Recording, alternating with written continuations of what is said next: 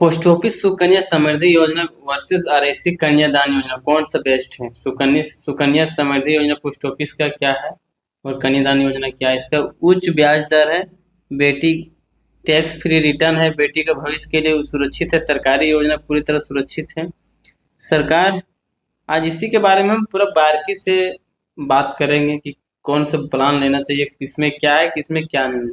बात करते हैं सुकन्या समृद्धि योजना भी ये एलआईसी कन्यादान प्लान, बेटी के लिए कौन सा प्लान बेहतर है? नमस्कार दोस्तों, अगर आपके घर में बेटी है और आप उसके भविष्य के लिए पैसा जमा करना चाहें तो आपके मन में जरूर सवाल आता होगा कि सुकन्या समृद्धि योजना बेहतर है, एलआईसी की कन्यादान वाली योजना बेहतर है। इसके लिए आप मन में कई बार विचार आता जाता होगा।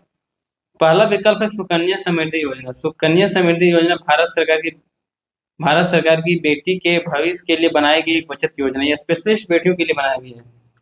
इसमें बेटी की उम्र 10 साल से कम होना चाहिए, खाता खोलाना जा सकता है। जैसे 10 साल की कम उम्र है बेटी तभी खाता खुलेगा, 10 साल से प्लस हो जाएगा तो खाता नहीं खुलेगा। न्यूनतम 250 से खाता शुरू किया जा सकता है। हर वित्तीय वर्ष न्यूनतम 250 रुपये जमा करना जरूरी है। सालाना अधिकतम 1.5 लाख तक जमा कर सकते हैं। खाता 21 साल में मैच्योर होता है। बेटी की पढ़ाई के लिए नियम के अनुसार राशि का निकासी संभव है। वर्तमान ब्याज दर 8.2 है, लेकिन ब्याज दर सरकार द्वारा समय समय पर बदली जा सकती है।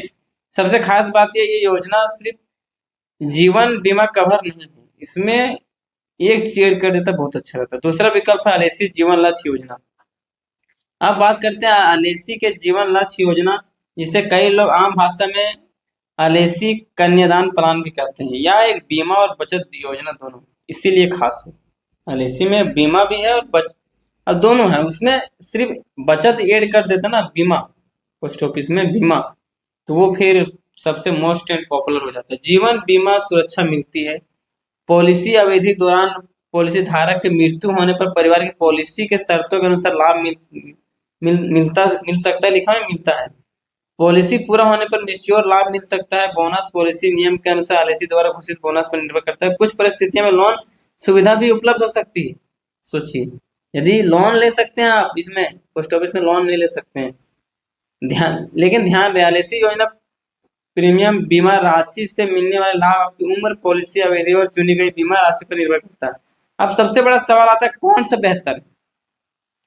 देखिए भैया, आप यदि बीमा चाहते हैं और सेफ्टी चाहते हैं तो आप ले लीजिए एलआईसी, और यदि सिर्फ पैसा चाहते हैं तो पोस्ट ऑफिस में रहिए। आपके मन में जो सवाल चलता होगा दोनों में से कौन चल रहा है? सबसे बड़ा सवाल कौन सा बेहतर है? अगर आपका मुख्य उद्देश्य है बेटी के नाम पर सरकारी बचत, कम राशि निवेश शुरू करना, बचत पर ब्याज प्राप्त करना, तो सुकन्या समृद्धि योजना आपके लिए विकल्प हो सकता है। यदि तीनों में से आपको एक चाह रहे हैं तो आपके लिए ये योजना आप ले सकते हैं।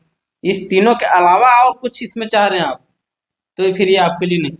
इसके लिए आपको उसमें जाना होगा, कन्यादान पॉलिसी में जाना होगा।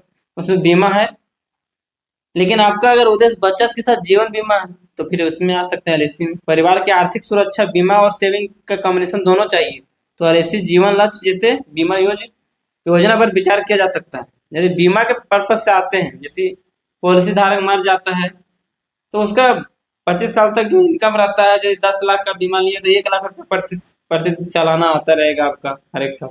मेरी राय क्या है? दोनों योजनाएं एक जैसी नहीं है। सुकन्या समृद्धि योजना मुख्य रूप से बेटी के नाम पर सरकारी बचत योजना है। सरकार इसे लॉन्च की बेटी के लिए। एलआईसी जीवन लक्ष्य बीमा प्लस बचत योजना, इसके लिए केवल याद देखकर फैसला ना करें किसमें ज्यादा पैसा मिलेगा। अब इसके लिए आपको बारीकी से समझ लीजिए कि क्या आप यदि चाहते हैं उसके बाद ही लीजिएगा। पहले याद देखें आपको चाहिए क्या? केवल बेटी के भविष्य बचत, या बचत के साथ परिवार की जीवन बीमा सुरक्षा भी चाहिए?